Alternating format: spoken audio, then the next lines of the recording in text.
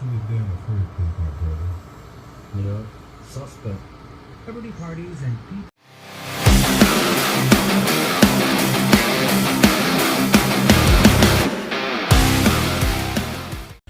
For today's artwork, I'm presenting you an orc in honor of Pride Month.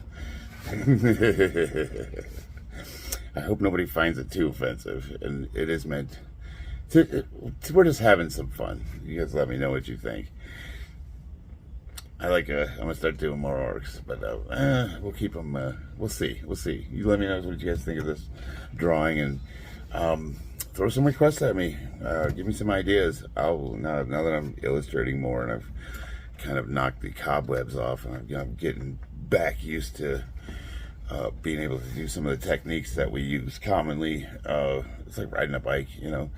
You stop drawing for, say, 20 years, and you start sketching again.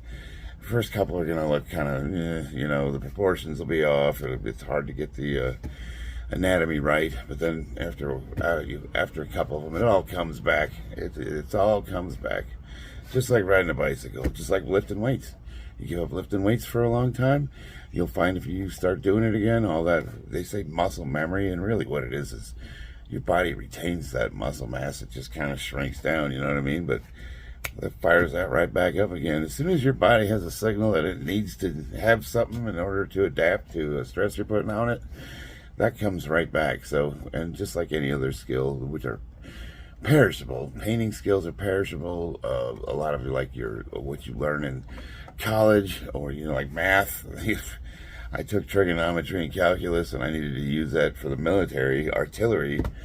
And the other day I had to do some trig, and I could not, for the life of me, remember the most basic equations.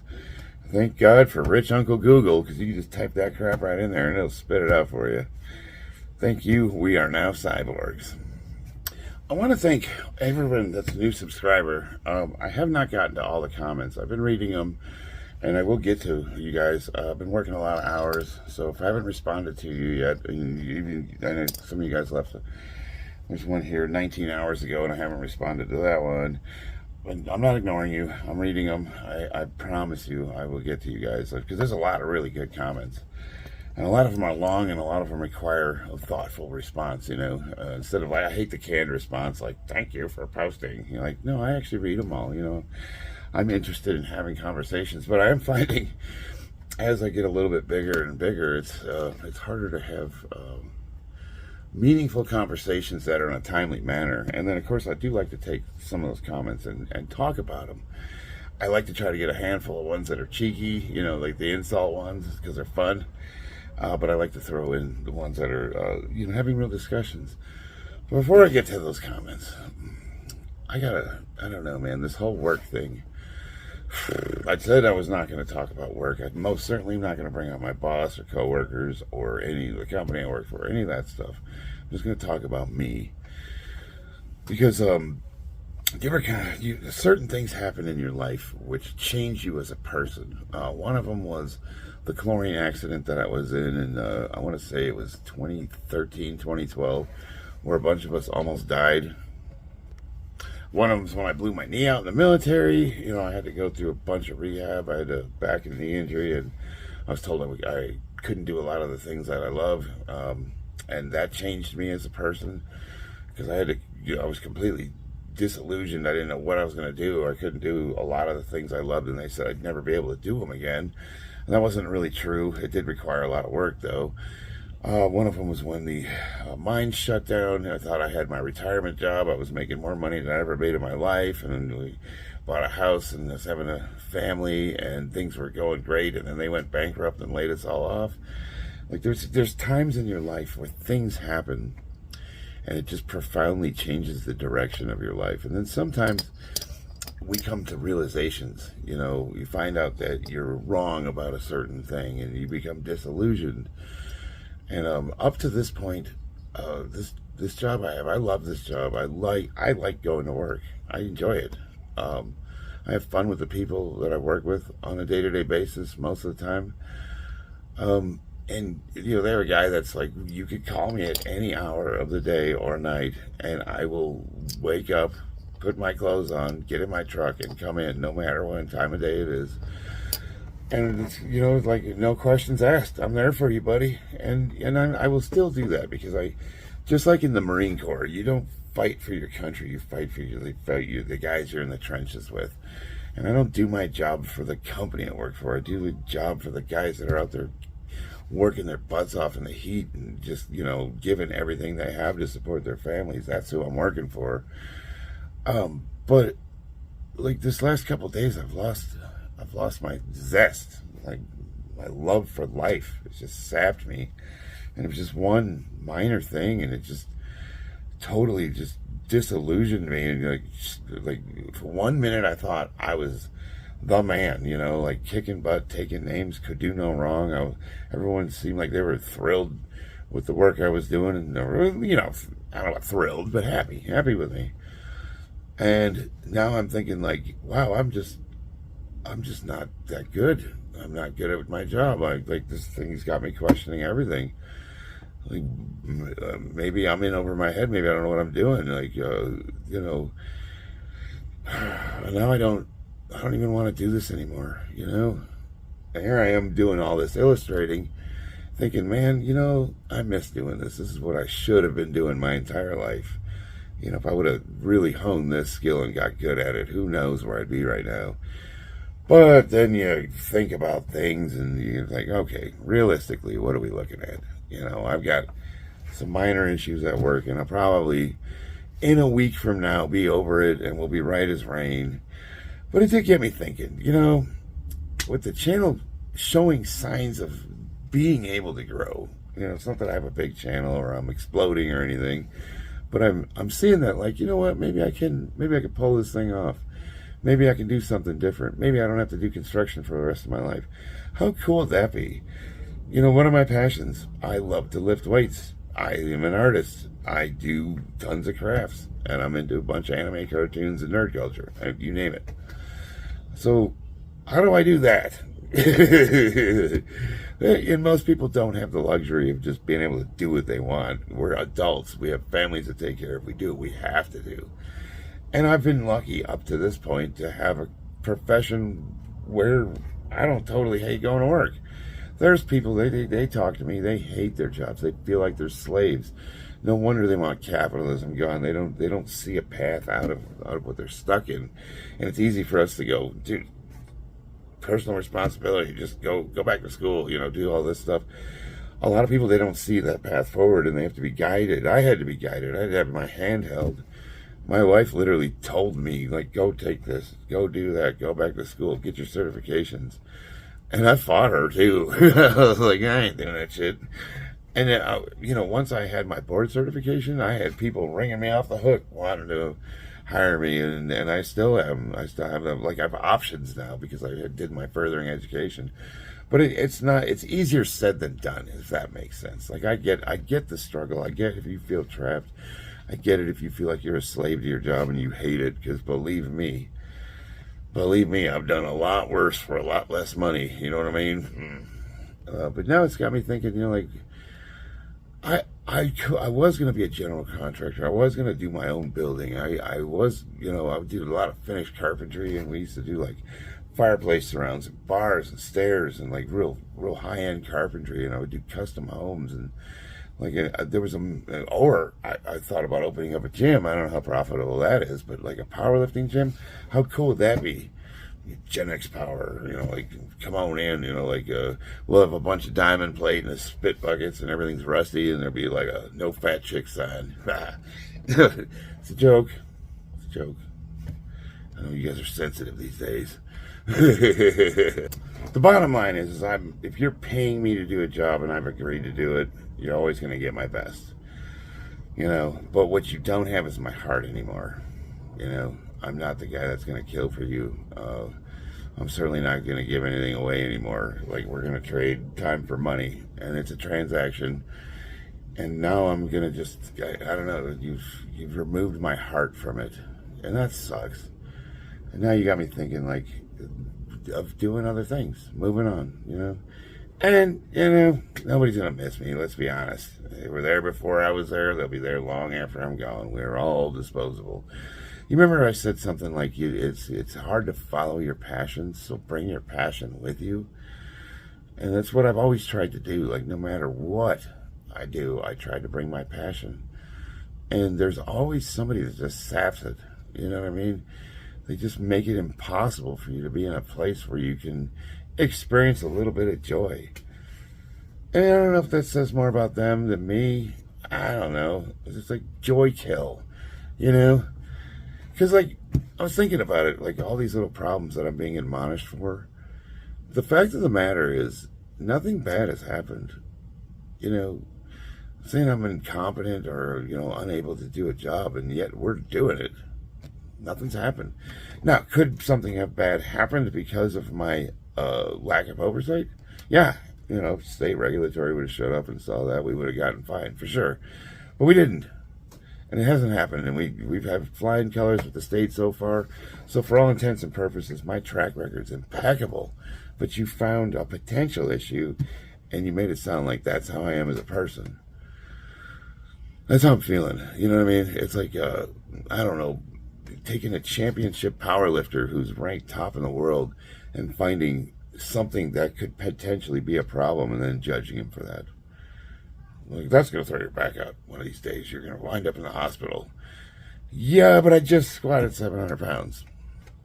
So what's reality and what are you projecting? Does that make sense?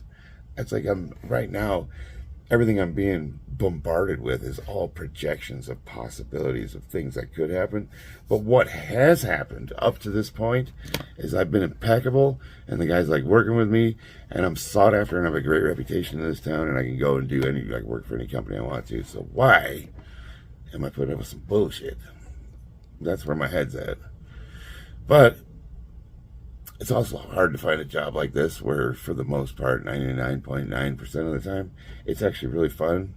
And I like the people that I work with. So it's like, if you're going somewhere else, is the grass going to be greener? You're just running away from your problems. You know, there's a lot to consider. You don't want to just like burn your bridges down and go running for the hills, you know?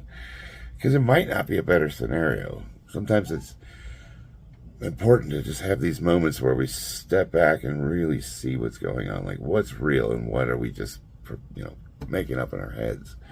And a lot of what I'm dealing with is actually made up in somebody's head. You know, I was thinking about that. Because nothing, you know, anyway, I'm done with it. I don't want to talk about that anymore. All right, today's first comment. Big Paw Tavald. He's got a few comments on a few of my videos. Fellow powerlifter here. You are the first person who's identified as an actual powerlifter. I've gotten a lot of lifters that are into 40k and tabletops and all that stuff. You're the first person that said you're an actual powerlifter, so welcome. Do you compete? You in the USPA, or what's your federation? Talk to me, baby. What are your numbers? What's your bench, bro? I played Warhammer 40k since 2003 or so. Haven't touched the tabletop in years. But I've built many of the McFarlane figures, paint 3D printing, custom accessories, etc. That's cool. You do. I played plenty of DOW and Deathwing with the fellas. Awesome. Subbed, dude. Love the art as well. I'm on the fence with SM2 since too much DEI crap on the radar. Yeah, you know, you can. You feel like it. That's the thing. You know, the argument is like, you don't want women in your space. It's like, no. You know, we've just seen this happen with all of the IPs across the board where they just go in and just crap all over it, and then they turn it into something that's like just not consumable. Like, nobody wants it. Like, did you see the new Star Wars Acolyte that's out? And it's just like a coven of lesbian witches. Oh, well, gee whiz, boys, sign me up. You know, like, it's. Look, I don't even care that they're lesbian. Like, the people are like, you're anti-gay. I'm not. But like, why is... Okay, so you wouldn't introduce like a basketball team as like, we have a heterosexual team of basketball players, or, you know, like, what? Like, why does that matter? Like, is that, like, you could be, I don't know. It's like they have to just make sure it's front and center, you know, and then the story surrounds about like probably how they're just oppressed, you know. They're oppressed by a bunch of straight white people. Oh, really? My issue is that there's plenty of badass females in Warhammer 40k. Eldar have the Banshees, and even the most Titan pilots. Titans are badass, big robots. So, sort of. For human and Eldar are female, not including Sisters of Silence and Sisters of Battle. Funny thing is, they're trying to make Custodes women, and they have a woman counterpart, the Sisters of Silence. They've always fought with the Custodes, and for the most part, it was always kind of understood like that's the woman's division, branch. Since they always fight together, they always deploy together, and their tactics are merged together, the Custodes were the men, the Sisters of Silence were the women. But for whatever reason, that's just not good enough. We can't have that segregation. I don't think it's because it's trans exclusionary. I don't know, is it? Like, Jesus Christ, whatever. Tyranids are gender neutral depending on the species they steal genes from. Leave the damn Space Marines alone. I agree. Speaking of the McFarlane figurines, my daughter just bought this one, and we got a collection of them in there. She wanted the one that you could paint, and I was like, you sure? Because the one that's colored looks pretty good, and she wants to use one of my airbrushes. I've got 4 of them, and I'm gonna get some paper and teach her how to draw a line. Get her to where she knows what she's doing when she's hitting that air button and how to make adjustments, that kind of thing. And I'm gonna let her go at it. She's coming along. She's 9 years old, and some of her paint jobs are as on par with what I'm doing. No, that's so awesome, dude. I mean, everything you basically described me. Like if somebody read your comment and put my picture on it, it would easily fit as something I would write. I'm a powerlifter that likes nerd shit. I like video games. Although with work and kids, I really haven't had the ability to play a whole lot. But they got my Xbox in the house. Like for a while there, I was living on Destiny. And I'll be honest with you, the last game I got into that was a big release was Halo Infinite. And I know that they fixed a lot of the problems, but it just like, oh my God, it just like this work thing, it just sapped me. I was like, you know what? I'm done with modern video games. They all suck. We're basically a bunch of beta testers. Everything's broken. Everything's microtransactions. It's just garbage. I've found that I'm going back and playing a lot of the older games. Near Automata, whatever. And it's like a little sexy anime chick with a sword. And people are like, well, what do you like about that game? And I'm like, I like watching her run around because you can see her butt. Seriously. She's like, I'm a dude, man. I know I'm going to be 50 when we really grow up. I don't know. I used to like playing Tomb Raider because I thought Lara Croft had big boobies and I wanted to see her jiggle when she ran around. Like, that was literally what, I mean, and it was a good game. It was cool to explore stuff. Try to find little secret, whatever. I like the games for the reasons that we're not supposed to admit out loud that we like them for. And I don't apologize for that because I don't see anything wrong with it.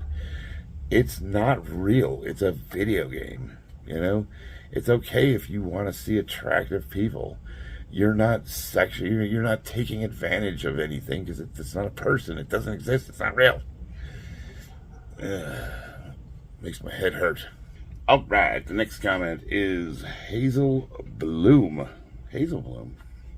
2001. I am a woman in the Warhammer 40k community. As a woman, part of my problem is how, oh my God, I need glasses. I'm so sorry. It's how GW's pushing for more female representation rather than developing existing female characters. Saint Celestine, Inquisitor Greyfax, Jane Zar, is that how you pronounce? I don't know that one. Are all falling by the wayside to make way for one-dimensional fluff that exists to please people who are not even invested in Warhammer 40k. I love this community and wish for more women to feel the same love for the game as I do.